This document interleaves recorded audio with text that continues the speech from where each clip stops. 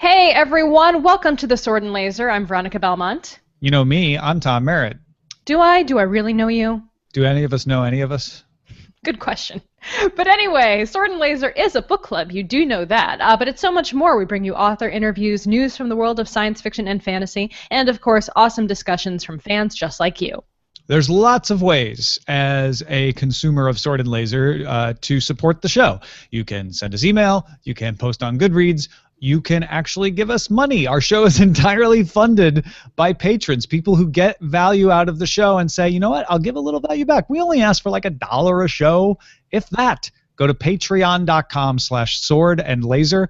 Thanks to everybody who backs the show. If you'd like to support the show that way, head to patreon.com, patreon.com/swordandlaser. And even if it's just like $1 once a month, every little bit helps. We appreciate it. Absolutely. We are trying to do much more with the show, and of course, we really appreciate your contributions. But let's jump right into what are we drinking, Tom? I am having a Jameson Select Reserve Black Barrel Whiskey. Very fancy. What is the difference between typical Jamesons and the Black Label Reserve? Well, Black it's different barrels. Sorry. Yeah, it's a higher quality. It's a little smoother, I can say. Otherwise, it tastes kind of like Jameson, probably a little more flavorful. And my wife got it because she does things for people and they give her liquor in exchange. Because she loves you, and then she gave it to you. No, she just put it in the shelf and then I drank some. And then she hid it from you, and you found it. I found it in the toilet. No. It's in the liquor cabinet. And she works at YouTube, if anybody doesn't know. I should disclose that, I guess. And sometimes when she does products, people give her little thank you things, and that was one of the things that she got. And it's really delicious. I don't know if that's a thing you need to disclose. YouTube doesn't give us any money. No, but we cover... What, do we cover YouTube? I guess we don't cover YouTube on this show. I disclose it on Daily Tech News Show all the time. You're going into journalism mode, and you don't have to worry about journalism, people. This is a safe place for non-journalists. I'm drinking a Hendrick's gin and tonic. I particularly enjoy Hendrick's gin. It's a little more herbal than a typical gin. It's got a nice flavor to it. So yeah, I thought it'd be nice and refreshing, and it's kind of the drink of the month for the Vaginal Fantasy pick. Oh, cool. So I thought that would be, on the rocks. I better get used to it. On the rocks. Do people drink gin and tonics neat? I don't know. I assume. Does it count as neat if it's crazy thing? So, but you have gin, you have tonic in there. It's not neat. Yeah, you're right. Yeah, I was gonna say. I missed the tonic part. Sorry about that. Yeah. Because I think you would mean like up, because that would be without ice, right? No, that would be in that glass, in the glass that is a fancy Cosmo glass. And tonic on rocks. Got it. Totally. I don't know why I didn't hear you say tonic. You should put a cucumber in it. I don't have any of those. I hate cucumbers. Hendrick's gin apparently goes very well with a cucumber. No, that's true. I like cucumbers in cocktails. I just don't keep them around the house or evil things. If you like it, then you should have put a cucumber in it. If you like it, then you should have put a cucumber on it. If you like it, that doesn't even make any sense. And if it does, it might make the wrong kind of sense. Hey, you know what we should talk about? Quick burns. The quick burns. So these come from you. Exceedingly thankful every time we put a show together that you guys are so good at covering the news of the week. They're the journalists, Tom. I mean, seriously, like I mark things to put in here, and the ones that I'm most excited about, you always have. Like Yento, for instance, pointed out that the new trailer for The Expanse, which is the sci-fi TV series based on the Expanse series of books that started with Leviathan Wakes by James S.A. Corey. Yento says, I'm trying so hard not to get too excited about it because sci-fi, but this looks like it could be pretty good. And I have to agree, Yento. I watched this and was so excited. I am a big fan of the books. These characters live in my mind, and it looked like they had jumped out on TV. The only thing that's funny, I put on Twitter, yes, just to be funny, and then I put, Miller looks a little thin. Yes, because I imagine him as more of a film noir stockier guy. Totally stocky. James S.A. Corey, of all people, replies me after I post that and goes, don't forget he's a belter. The belters are notoriously a little taller, a little thinner than the Earth people. So true. Okay. I still feel like he should be more. You that, you're like, okay, fine. I still James S.A. Corey feel like his shoulders should be a little broader. He should be just a little bit more imposing. But you're right. That is what a belter is supposed to look like. Yeah, so we'll let it slide. Version of stocky. is We'll really. let it slide. Yeah. I felt like it looked a little too bright. This might be a maybe. cinematography thing. Like, I just feel like it. I always envisioned the world to be a lot darker and grittier, and maybe they'll get into that. But it feels kind of like. That's what I wondered about that myself. Like, are they shooting this bright, or are we just seeing a lot of things from the first episode where things might be a little brighter? I imagine we're not on the Rocinante yet in most of that stuff. At least I didn't think I caught sight, except for maybe one exterior shot of it. So, yeah. Is the guy who plays Mike from Breaking Bad, is he going to be in the show a lot, or does he go pretty fast? Do you want me to tell you that? No. Okay. Because I don't know what character he plays, so well, you read I don't. Leviathan Wakes, right? I did. Let me double check to make sure I'm not getting it wrong. No, don't worry about it. No spoilers. We don't want to spoil people for the show. All right. Yeah. Also coming soon, we've got the adaptation of The Man in the High Castle. Both Louis and Israel alerted us to this IO9 post. The first footage has been released. Actually, a fair amount of footage. It's kind of interesting. Yeah, well, the entire first episode is up on the Amazon.com pilot page, and I've watched it twice. What do you think? I love it. You love it. So you are, as everyone knows who watches the show or listens to the show, Tom is a massive PKD fan, and so you were. I was worried about that because I'm not very trivia master on Philip K. Dick. There are bigger fans than me, but yeah, I do adore Philip K. Dick's works. And Man in the High Castle is my favorite novel of his. Always the thing I list as my favorite novel when people ask me what my favorite sci-fi novel is. I was worried about this, honestly. But you feel good about it. They made changes. It's produced by Ridley Scott. It's not directed by Ridley Scott. And they did make changes, but I like all the changes. The changes are enough to keep it interesting, but still capture the spirit of the book. And one thing that I think is non-spoilery, although if you're a spoiler purist, you don't want to know this, so close your ears. But it's not really spoilery to the show as a whole. There is a book in the book Man in the High Castle called The Grasshopper Lies Heavy.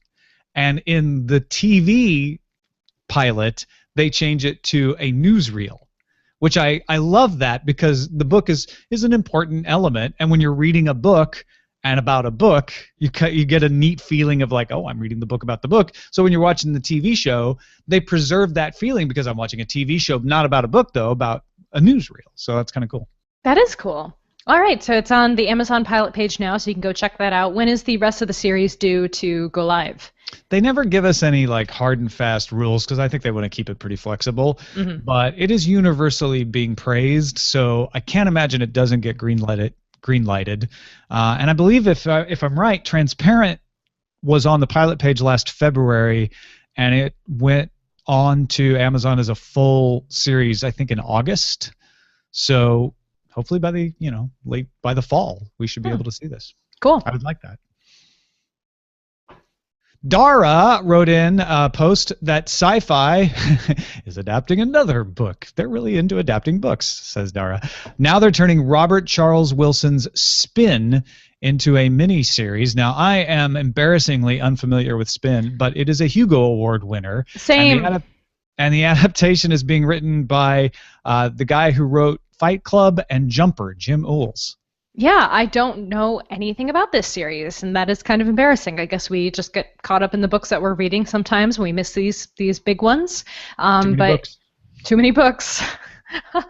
Oh, Tom, we need to do a joke version of that song. That would be great. Yeah, so that is about a scientist named Tyler Dupree who is trying to save the world from a mysterious black membrane that has surrounded the planet and cut it off from the rest of the solar system. I'm in. Okay. Yeah, cool. Sure.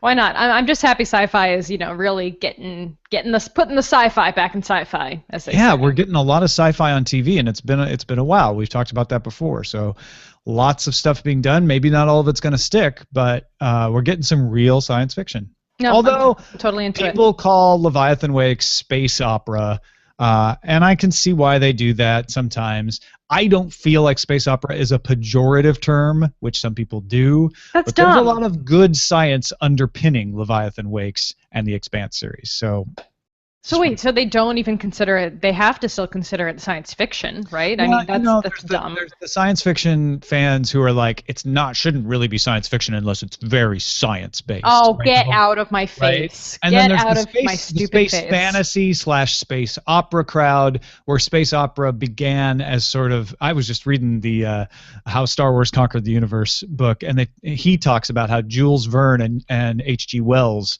fought over whether it was space opera or science fiction, because Verne was very science-based and H.G. Wells was science-based too, but he played a little faster and looser in service of a good story. Guys, take your head out of your butts. Who cares? Are you a Jules Verne fan or an H.G. Wells fan? I guess Or I'm a like Jules me? Verne fan. It's all sci-fi. I like all of it. Oh, I thought I had to choose. That wasn't fair. You told me I had to choose. Well, you chose. Now it's too late. I choose. I totally choose. Something we don't have to choose is whether or not we're going to be reading the sequel to Ready Player One, which I hope will be called Ready Player Two. We'll be legally obligated to. That was one of the worst segues I've ever done. But there's I'm okay no with choice. it. You're reading a sequel to Ready Player One if it You comes don't have out. to make that choice. Zach Penn, who's doing the adaptation for Ready Player One, revealed that Ernest Cline is working on a sequel, which is like. That's kind of a big reveal, I would say. I don't know how top secret that was. About that. Yeah, and I don't know how secret that was. Like maybe it wasn't I would that have sequel assumed that he was, at some point. Yeah. Anyway, the quote is, Ernie's working on a sequel to it, and it is one of those great ideas that has endless possibilities, and to a certain extent, the longer it exists and the more Ernie thinks about it, the more he comes up with. Sounds like George R. R. Martin. Sounds like he knows that a sequel is happening for sure. Well, and he's right. He's doing the screen, like as you mentioned, he's doing the screenplay adaptation, so he's probably in constant contact with Ernie about it. Well, I'm going to be depressed if it's not called Ready Player Two. It has to be called that, right? I mean, they really just have to call it that. Kinda does. It kinda does, right? He can do whatever he wants. He's the author, but I feel like I want it to be called that. Maybe we'll name this episode Ready Player 2, and that'll get it in his mind that it's going to go to mouthfeel. He'll be legally obligated to do it so he can sue us. There you go. No, so we can sue him. Yes. Yes. When he names his book. Better. Nobody's getting sued. Nobody's suing everybody. Calm down. I got all excited because we could really use the money, but actually, the Patreon's doing pretty well. Thanks, everybody. David wrote that Gallants have acquired the English translation and publication rights to 3 further Witcher books by Polish fantasy author. How do you pronounce this? Oh, really, Tom? You're gonna make me Andrzej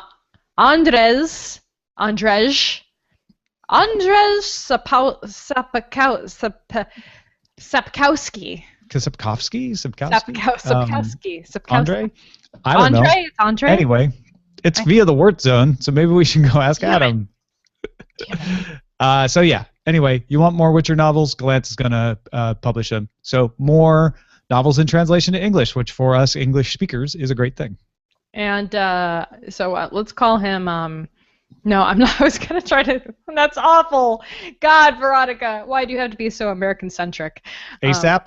I was gonna try to make his name easier to say, but that's terrible. That is the worst thing to do. I'm so sorry that I even had that. You were gonna thought in my Ellis brain. Island him. Exactly. My family was Ellis Islanded. Apparently, that's a myth. IO9 had a story about how Ellis Island didn't change anybody's name. Baloney. People just changed it later and then blamed Ellis Island.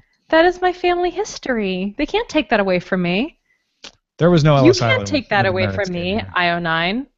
Hey. Well, you just go have a chat with Charlie and. I will. I will. I will. I'm coming. I'm think gonna Charlie say. wrote that one. Yeah, I don't think she came up with that idea anyway. Anyhow, let's move on to Bare Your Sword, which is our feedback from the audience. Yeah, Steve's got a meaty post. It's a good one. You should go watch it. Watch it. You should read it. He is talking about dislodging the movie from the book, and he talks about having to reread The Fellowship of the Ring.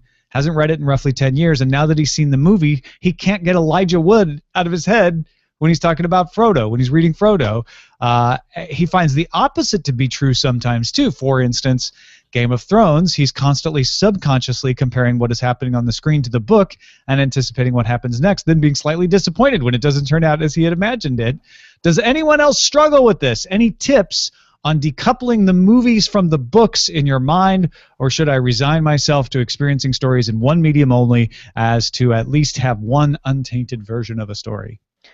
Yeah, I guess this has happened to me before. I mean, I'm sure it has.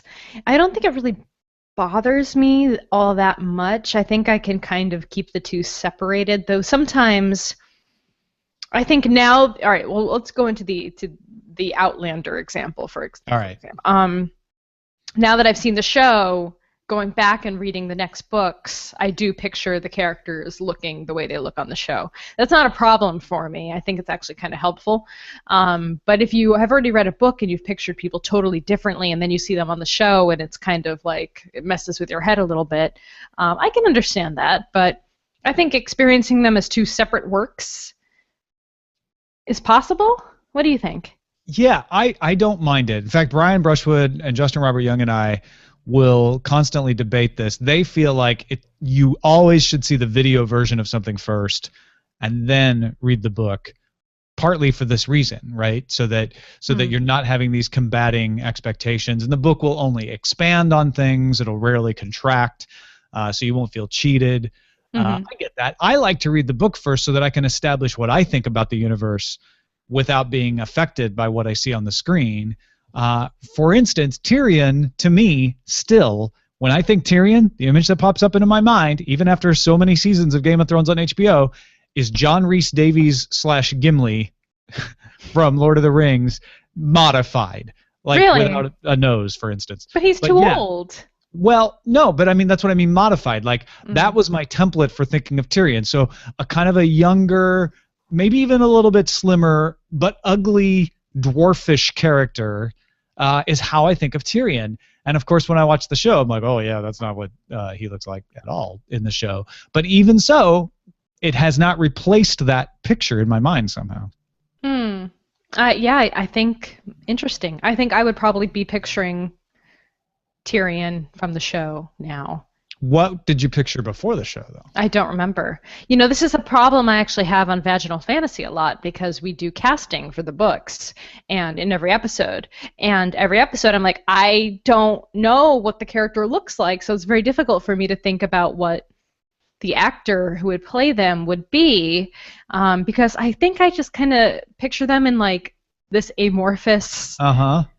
I don't really have a hard example of what they look like. They're just kind of the character in a cloud. I don't know how to explain it better. I think that's the key. I think that's the key differential. If you're somebody like Steve, my guess is you really picture the people you're reading about, and so it conflicts.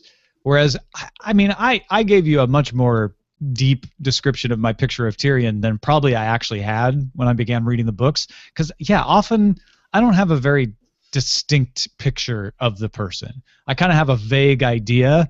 And so when I watched, like when Harry Potter came out, I was like, oh, yep, that's kind of what I thought Harry looked like. That's close. Yeah, sure. Okay, yeah, that's Hermione. Why not? Same thing with The Expanse. When I look at that, I'm like, yep.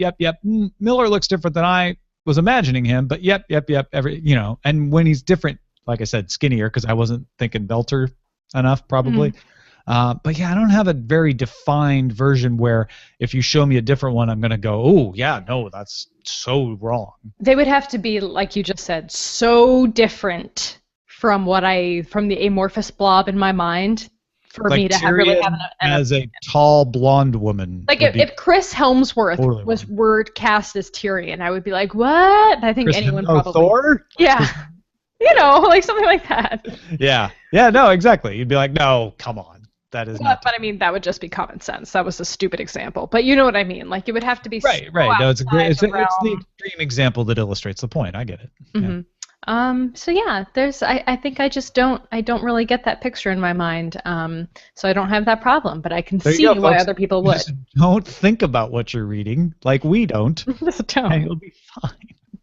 Just don't think about it at all. It really doesn't matter. Just don't even read the words. Just like glance at them. Yeah. But there you go. I mean, we threw out a lot of options. You'll have to try the ones that work for you. There's a lot of good discussion about this in the Goodreads thread as well. Totally. And then we have another thread from Jonathan who posts about long, big series to fill the gap left by the Wheel of Time.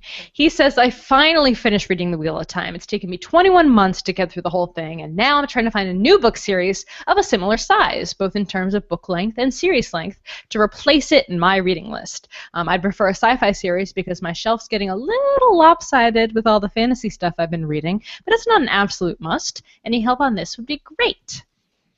John recommends all of the Tarzan series or the Barsoom series from Edgar Rice Burroughs, which if you want to get a little background on what made Star Wars what it is, that's a good place to start. He also says first 3 Foundation books, lengthy newer stuff. He recommends Kim Stanley Robinson's Mars trilogy. All right, so the Wheel of Time is 14 books now. So that's a lot of books, 14 Joe books. Informatico says Lois McMaster Bujold's Vorkosigan Saga. That's pretty good. That's a great That's 2 dozen. So you've got a nice long run. You're pretty good on that. Yeah, man, that's tough because it's not just the length; it's the sheer number of books that really does it. And quality, right? You need something that's good too. You could get into Robin Hobb. I mean, the trilogy of trilogies she's got that starts with Assassin's Apprentice. That goes, 9 books, and then there's the new series that she just started. So there's 10 books total out right now in that series. So that's a potential one that you could jump into. There's a lot of good recommendations in here. Peter F. Hamilton. A lot of them are Book of the Fallen sci-fi. series, totally. Gene Wolfe, Solar Cycle, Kenneth recommends, which is a lot of books. Dune, Michelle recommended Dune, and that was another one I was going to say because the Dune series is pretty. Well, there's intense. 6 Frank Herbert books, and then if you want to venture out into the Brian Herbert and Kevin Anderson books, then you've got a lot more. I was going to say Joe Abercrombie. Now it's not the number yet. But the First Law trilogy also has those ancillary books. So I think there's 6 total in the universe. Yeah. It's just not that long. Like, I just don't think it's long enough for what he's looking for. Yeah, maybe not. And he moved to Half a King now, so he says he might. I think I read that he would like to go back to the First Law at some time, but. Really? Because I kind of remember him saying that he was kind of done with that. Oh, really? Did I have that maybe wrong? No, I don't remember. I feel like he said he was done, but I could just be making that up. 6 isn't enough. Yeah, but there's Just so many read options all out there. the Philip K. Dick books as if they're in a series. There you go.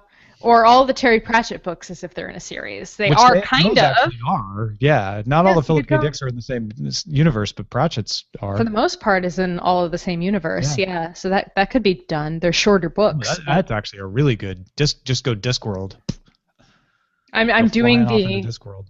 I can't explain the motion I'm making right now because not only do you have to see it, you also have to get the meme that I'm referencing, which is, "Fuck you, I'm an anteater." So maybe I'll make that the album cover for this episode so everyone gets it. Yeah. I thought you were reaching out to embrace all of Discworld, but no. Fuck you, no, I'm an anteater. Yeah, about just the cursing on the show. Gonna need the what's it called? The tag, the explicit tag for this episode. Tag. You gotta bleep I forgot that. to put that into. Hey, we're gonna be Lucy welcoming a What's-Its. new member of the team as our editor. You can just have bleep it. Yeah, all right. I'll get Jacob to bleep everything. Yay! By the way, welcome to the team, Jacob. Bleep Yeah. this. Find all my swear words and bleep them out, and then go back to Daniel H. Wilson's interview and bleep out all his swear words too. And add the explicit tag. So he snuck a few in there. I just let it slide. It's fine. We're all grown-ups here for the most part. Should we hop into book discussion? Yeah, let's do. So just to let people know, before we get into the books discussion, because it is going to be spoilery, we are going to announce next month's pick. It is a sword pick, so it's Veronica's pick. What are we reading next month, Veronica? We are reading Annihilation by Jeff Vandermeer. It is the first book in the Southern Reach trilogy, which I've been wanting to read for a really long time. It's kind of, I don't really know how to qualify it. Like, it's not really, I don't really feel like it's fantasy. I'm not really sure where it fits in. Is it sci-fi? I think it's It's post-apocalyptic. Did It's you pick a dystopian. sci-fi book? I maybe accidentally picked a sci-fi book, but I really want to read this. Area X has been cut off from the rest of the continent for decades. Nature has reclaimed the last vestiges of human civilization. The first expedition returned with reports of a pristine Edenic landscape. The second expedition ended in mass suicide. Whoa.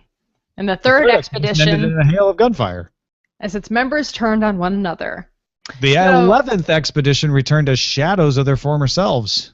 All right, so it's maybe a sci-fi book, but that's okay. You guys, we're flexible with this stuff, right? There's another anthropologist in this one for you anthropology fiction fans. Yeah, see, so it's kind of actually, now that I'm looking at this, the group is made up of 4 women: anthropologist, surveyor, psychologist, and the leader, our narrator, is a biologist. There's some similarities to the Sparrow. Well, maybe it'll be a good companion piece. Yeah. I've just wanted to. I've wanted to read this for a while, and people keep asking me if I've read it, so I finally just got sick of saying no. Although the first review on this page is, "This book is a trick. You will be unsatisfied." So okay, that's just one Amazon review. I'm not going to judge it too harshly, but we'll see. How many stars does it get, though? It has 4 out of 5 stars. Oh, okay. 454 reviews. That's not bad. Yeah, that's not bad. That's most people satisfied, I would say. We'll formally kick that off next episode. So keep an eye out for that. It is available on all formats: ebook, Audible, and print. I think I might Audible this one. I think I'm going to Audible it because I've got 3 books that I need to blurb in the next 2 months. So I need to start reading other things as well. Humble brag. Because I'm kind of a big deal now, is what I'm trying to say. It is also available on downpour.com. I don't know what that means. Downpour is a DRM-free audiobook service that I mentioned, I think, the last episode. And I've been reading How Star Wars Conquered the Universe using Downpour. The app is more limited than the Audible app because they haven't been at it as long, but I'm really enjoying it, and it means that I can take that MP3, I could put it in my podcast player, I could put it wherever I want because there's no DRM on it. All right. Well, Gregory Fitzgerald wants to know when the February book was going to be chosen, so Gregory, it is going to be Annihilation by Jeff Vandermeer. So, mic drop. You got your question answered on the show. And if you're watching live, you can also continue to ask us questions, and we will answer them live on the show. So there's that. But let's jump into our wrap-up of January's book, which was The Sparrow by Mary Doria Russell. Feel like there were a lot of conflicting opinions about this book, which is, somewhat typical, I think, in most book picks. We get people who like it or people who don't or people who are kind of, it can go both ways. Man, this book was a bummer, dude. I gotta just put that out there. It was not a happy ending book. It was a bummer of a book. I mean, it was good. It was a really good book, and it kept me coming back night after night. I wanted to know what happened next. I was really invested in the characters, and then they all just died. They all died. All the characters died. They all die. Well, except for Sandos. Except for Emilio. And I got totally spoiled for the next book, so I already know that someone who we thought died didn't die. That's all I'll say about that. What's interesting is she pulled off something that I think is very difficult. They're dead at the beginning of the book. Right. Because Sandos is the only one who comes back. You know that he had something horrible happen to him because he's post-traumatic stress disorder, right? Mm-hmm. He's like definitely not okay. And you very quickly, as they do the flashbacks, realize that he has changed tremendously. He wasn't like he was close to being, losing his faith. And so, or not losing his faith, like shutting down as a person. So this is coming, and yet I, like you, when you get to the end, am devastated. Well, I think, and we'll get to this shortly when we get to one of our user-submitted articles about it, but yes, so you do know everything is going to happen. You know that something terrible happens. You don't know how it happens or why, but then I think you kind of keep thinking that maybe he's wrong. I always had it in the back of my head during the whole story that at the end of the book, they'd be like, oh, but just kidding. Anne and George and all of them, they actually got on another shuttle, and they weren't really dead the whole time. They're here. Yay, Emilio. She makes you love these characters. It's rude. She makes you love these characters and then just dispenses with them. Mm-hmm. And some of the deaths are just, like Anne's particularly, they're just almost meaningless. Like And just picked totally off by a, whatever you call the a bandits. rogue Yeah. poacher. Yeah. And that was totally how I feel, because you're like, oh, like what's his face? Jay, what was the guy who was dying of the illness, the mysterious illness? Oh, the Father The Superior, yeah. I can't remember his name right now. I'm sorry. I'm blanking on his name now. DW. DW. So when DW, when they get to the end of that chapter, and you're like, well, oh, DW passed away very suddenly. They didn't expect him to die. That's so sad. And then they're like, actually, no, he didn't die from this mysterious illness. He and Han were killed at the same time in a violent and horrible way. Yeah. And you're just like, what? That came out of left. What are you talking about? And the last time, and you get, she's so good. You get the same feeling because the last time you saw her in the book, she was fine. She was hopeful. She was doing great. And then you never get a chance to say goodbye. She's just dead. Ugh. That was awful. And then there's just the massacre at the end with like everyone else just being killed because they tried to stand up for the for the children, the babies. And I think one of the things she does well is creates a, to me anyway, believable alien culture that you know that the humans are running afoul of it because it just doesn't fit our morality. It doesn't fit how we're done, but it isn't necessarily immoral or wrong in context, right? She gives you biological and anthropological reasons that are very sound for why society is the way it is. We have plenty of animal groups that operate under these exact same principles. The only difference is they haven't gained sentience, or at least not what we would think of normally as sentience. They haven't gained the level of intelligence and sentience that humans have, but there's no reason to think that if they didn't, they wouldn't just continue the same way. And then you have this. Yeah.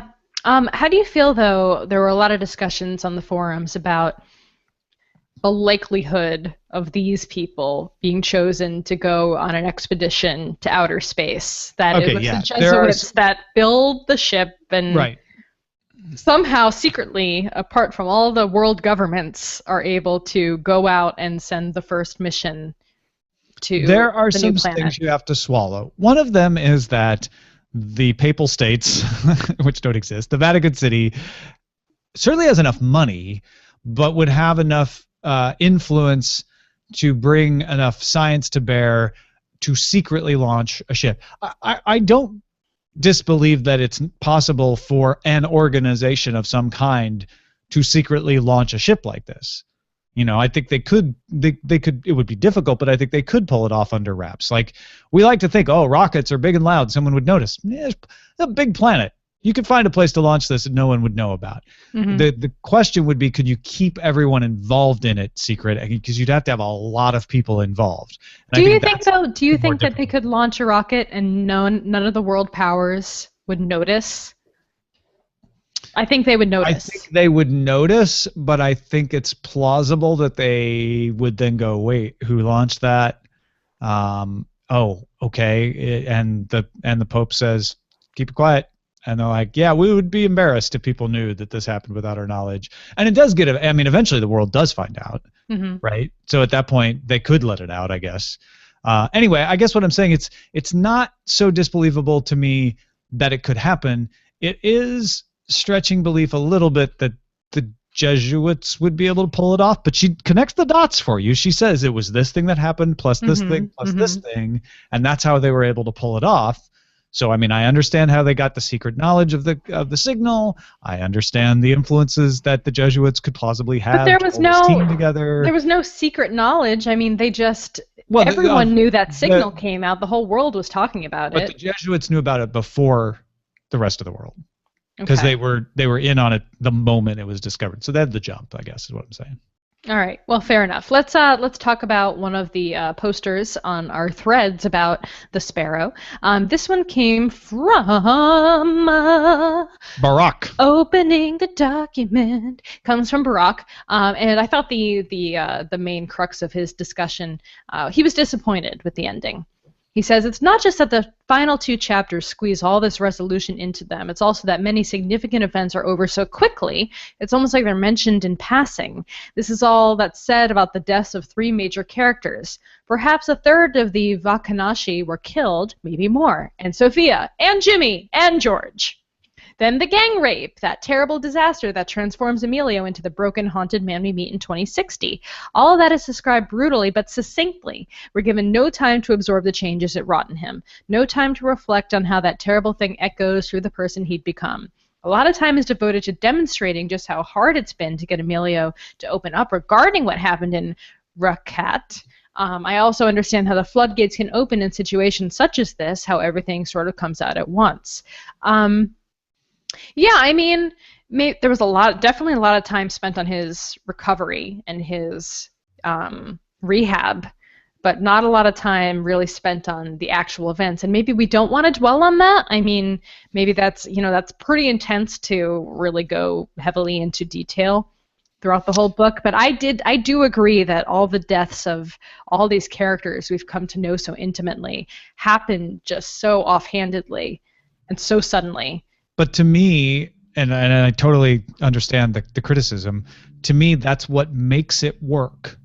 Because as a reader, you feel that meaningless and powerlessness of those deaths because they are done so quickly.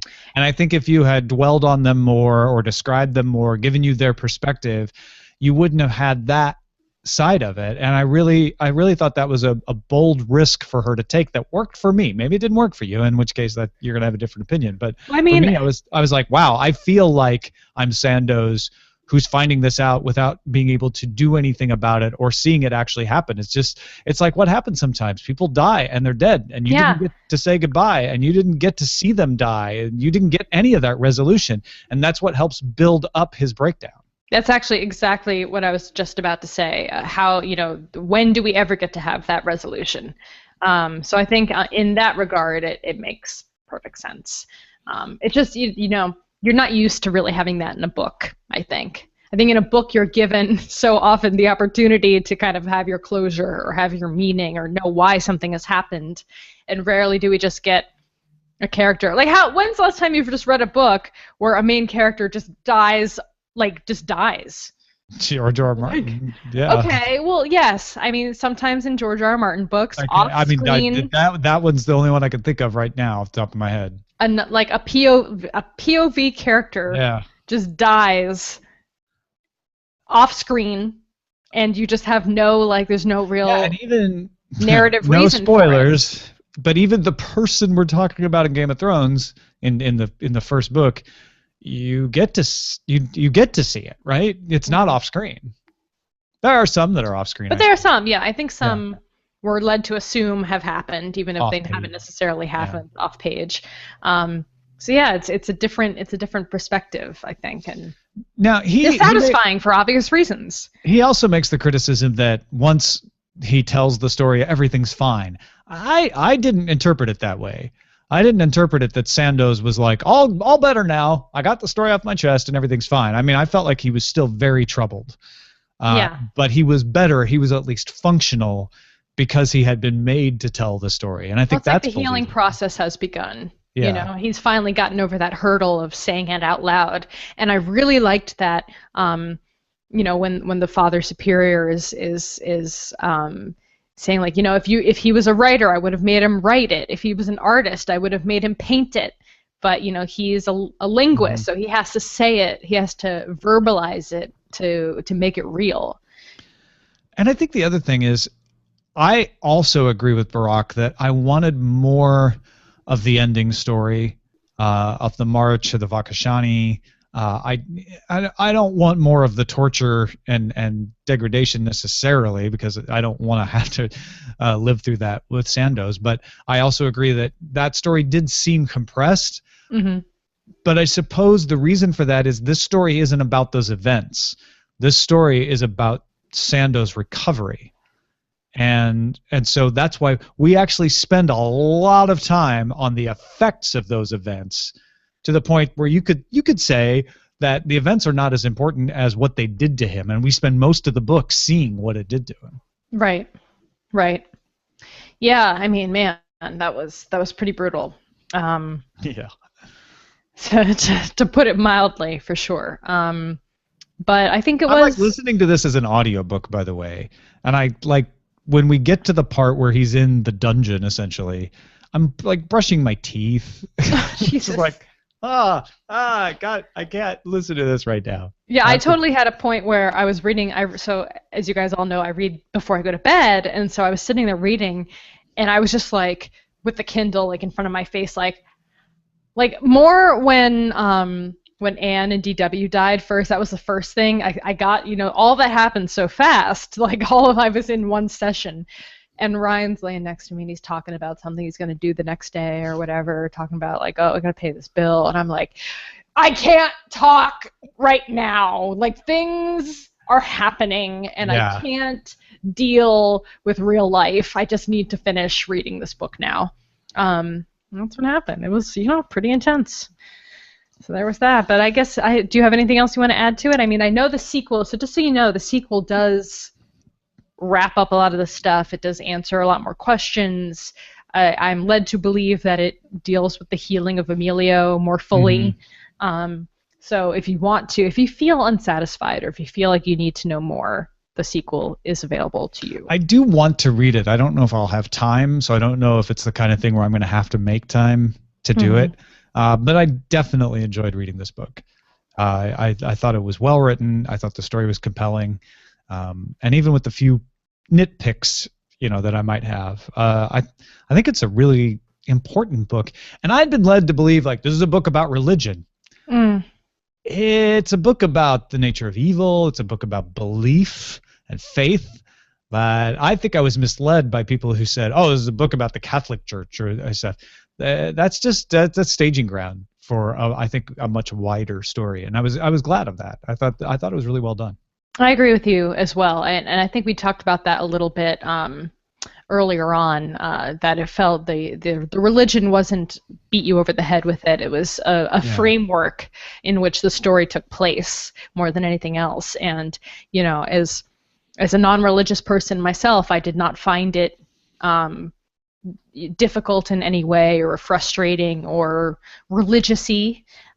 So it's not. I didn't find it an issue. It may not be true for everyone. Some people may still find it an issue, but I thought having grown up Catholic, a lot of it made sense to me, I guess. Yep, same here. So. And maybe having worked with a Jesuit, Father Robert Ballasar at Twit, Jesuit priest, there not that I saw him in any of the characters in this book, but there was a little bit of a like, oh yeah, he is that kind of a priest who is he the things that I feel like he felt were important to get across were the same as that. So it felt like, yeah, okay, I've known Jesuits. So these feel like Jesuits to me here. All right, well, I think that's a good stopping point. Thank you guys for reading along with us this month. As we mentioned, of course, Annihilation by Jeff Vandermeer will be the book for February. So pick it up wherever books are available, your local library. It's available on Audible. It's available on, what was that called? Downpour. Downpour. Yeah. So you can get it over there as well. And if you want to get in touch with us, our email address is feedback@swordandlaser. Our website is swordandlaser.com. All of our discussions happen over on Goodreads. And if you want to support our show over on Patreon, you can head over to patreon.com/swordandlaser. We got some fun stuff for you patrons over there. Patrons. I'm supposed to say patrons. I'd like to think of them as patron. I think if you're a sword supporter, you're a patron. Like a patron of the arts of medieval times. And if you're laser, you're a patron. Patron, donate. Donate! Please donate. Please donate. Okay, I've gone too far. All right. We'll see you next time. Bye.